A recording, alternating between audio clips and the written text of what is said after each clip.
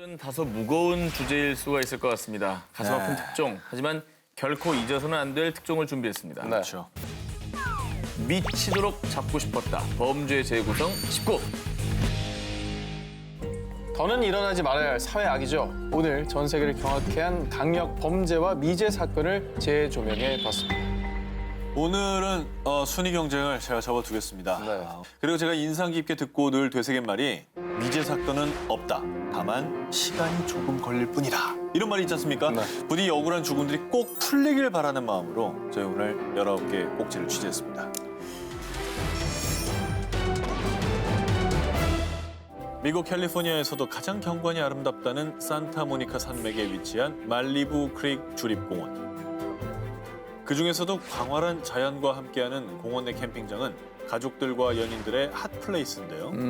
그런데 이 말리부 크릭 주립공원에 또 다른 이름이 있었으니 바로 죽음의 총성이 울리는 곳. 아니 왜 그런 이름이 붙었죠? 소리가 막 들리나? 이 핏빛이 드리운 사연은 2016년으로 거슬러 올라갑니다. 말리부 크릭 주립공원의 남쪽 산책로 해먹에서 자고 있던 제임스 로저 씨. 큰 소리가 나고 갑자기 팔이 뜨거워졌어요. 샷건에서 발사된 산탄에 팔을 맞는 사건이 발생. 아이고. 곧바로 주위를 둘러봤지만 아무도 발견할 수 없었다는데요.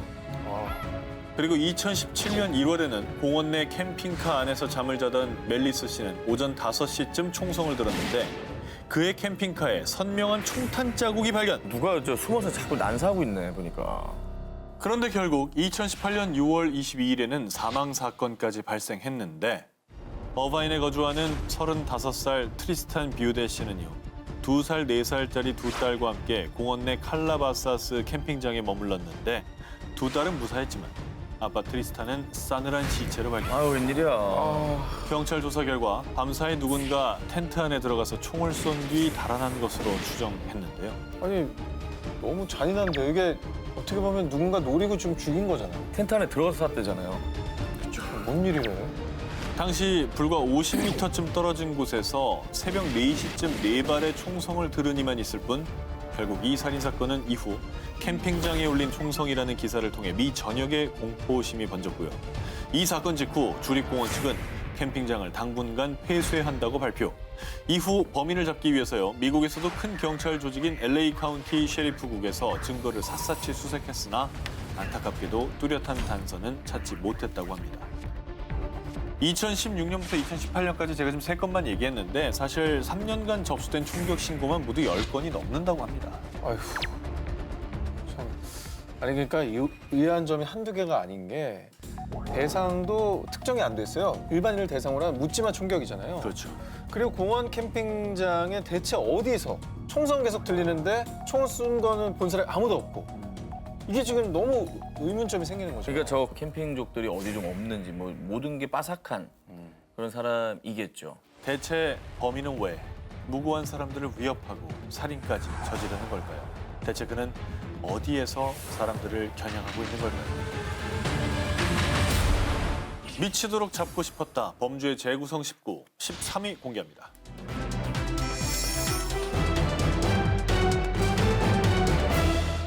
(2010년 8월 23일) 런던 경찰서에 걸려온 한 통의 전화. 아들이 일주일째 연락이 안 됩니다. 집 앞에 가도 인기척이 없어요. 자, 이렇게 신고를 받은 경찰들은 문을 따고 그의 집에 들어가 봤습니다. 그런데 아들의 모습은 보이지 않고 대신 화장실 욕조 안에 빨간 스포츠 가방 한 개가 덩그러니 게다가 자물쇠로 잠겨 있었었는데요. 뭐야? 아 제발 그거 아니길 바랍니다.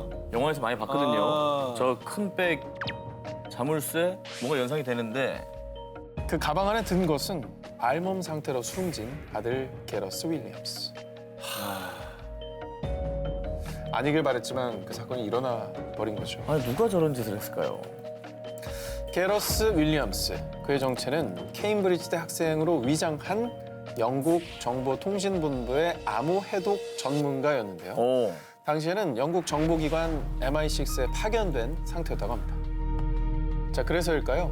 그의 죽음을 둘러싸고 수상한 점이 한두 가지가 아니었습니다.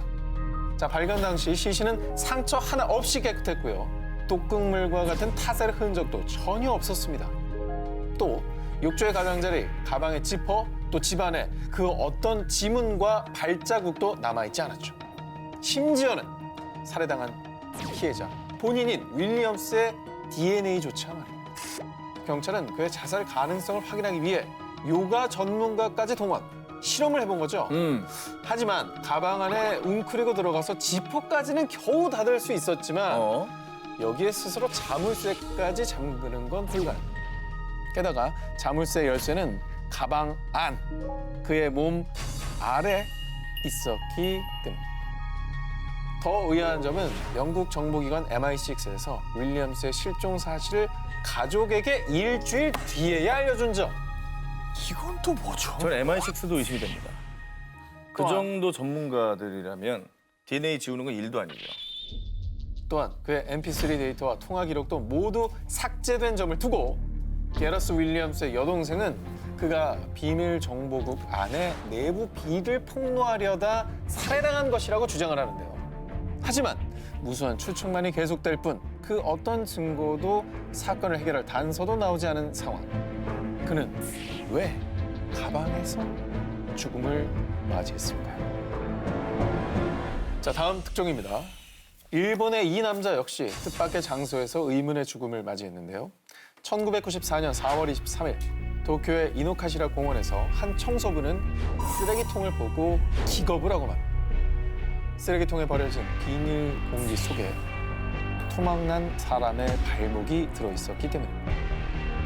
경찰들은 곧바로 공원 전체의 쓰레기통을 샅샅이 수색했는데요. 그 결과 공원 내에 있는 7개의 쓰레기통에서 무려 27조각으로 토막난 사체를 발견.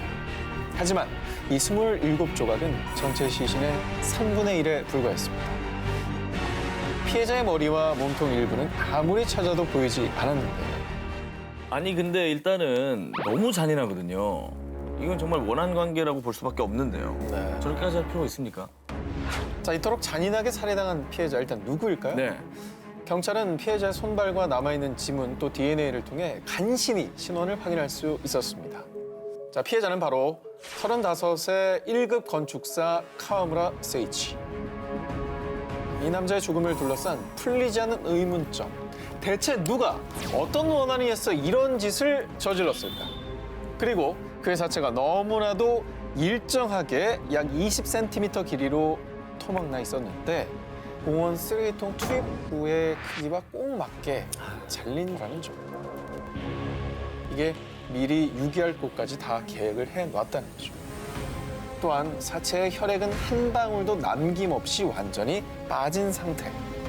게다가 가장 미스터리한 건 매일 수많은 사람이 오가는 공원에서 어떻게 그 어떤 목격자도 없이 시신을 이렇게 여러 곳의 쓰레기통에 유기할 수 있었던 것일까? 그런데 6개월 후 단서 하나를 찾게 됐는데 사건 당일 공원 근처 편의점에서 쓰레기 봉투를 구입한 남자 2명이 있었다는 겁니다. 자, 곧바로 경찰은 목격담을 토대로 제작한 몽따주를 도쿄 시내 전역에 배포했지만 이 역시 범인을 찾을 수는 없었습니다. 미치도록 찾고 싶었다 범죄 재구성 19 11일 공개합니다. 사라진 소녀들의 시그널. 2014년 3월 29일 네덜란드인 두 친구 22살 리잔과 21살 크리스. 두 친구는 파나마의 보케테로 여행을 떠났습니다. 울창한 자연에 반한 두 친구. 그래서 홈스테이 가족이 키우는 개 블루와 함께 하이킹을 하러 갔는데요. 그런데 어두운 밤이 될 때까지 두 소녀는 돌아오지 않고 데리고 갔던 반려견 블루만 혼자 집에 왔습니다. 뭐죠? 왜? 경찰들은 곧장 수색을 시작했는데 하지만 그녀들의 모습은 어디에도 없었고요. 결국 파나마 당국은 특수부대를 동원, 그리고 두 소녀의 모국인 네덜란드 경찰팀까지 가세해 수색에 총력을 다했습니다. 하지만 무려 10일 동안 숲을 샅샅이 뒤졌음에도 그녀들의 흔적은 발견되지 않았죠. 아, 어디로 갔을까요? 그러게요. 갈 데가 없잖아요. 저기 뭐 산인데. 대체 어디로 간 거죠? 그런데 그녀들이 실종된 지 10주가 지났을 무렵 단서 하나가 발견됐습니다. 리잔이 메고 나간 파란색 가방이 발견된 건데요. 그런데 이 가방이 발견된 곳은 홈스테이 지역인 보케테에서 걸어서 무려 15시간이나 걸리는 한 강둑이었습니다. 가방 안에는 현금 83달러와 여권, 물병, 카메라, 속옷, 그리고 스마트폰 2대가 있었습니다. 네. 경찰들은 이 스마트폰으로 역추적을 시작했죠. 응? 그녀들이 하이킹을 떠난 날은 4월 1일. 그런데 하이킹 시작 몇 시간 만에 그녀들은 네덜란드와 파나마의 응급 전화번호로 긴급 전화를 시도했습니다. 하지만 신호가 잡히지 않아 전화 연결에 실패. 하지만 이후에도 멈추지 않고 이후 7일과 10일 사이에 긴급 전화를 한 횟수가 무려 77번. 게다가 더 미스터리한 건 스마트폰에 저장된 사진들이었는데요. 카메라 안에는 하이킹을 떠난 4월 1일 즐겁게 등산로를 오르는 두 소녀의 모습도 담겼는데 근데요? 실종된 지 일주일 뒤인 4월 8일 새벽 1시부터 4시 사이에 2분 간격으로 깜깜한 숲속에서 플래시를 터뜨려 찍은 사진이 90여 장. 그리고 그 사진 안에는 크리스로 추정되는 피 묻은 머리 사진까지. 어메. 그리고 2달 뒤엔 뼈 33개를 추가로 발견했는데 그중에 28개는 리잔의 것으로 밝혀졌다고 합니다.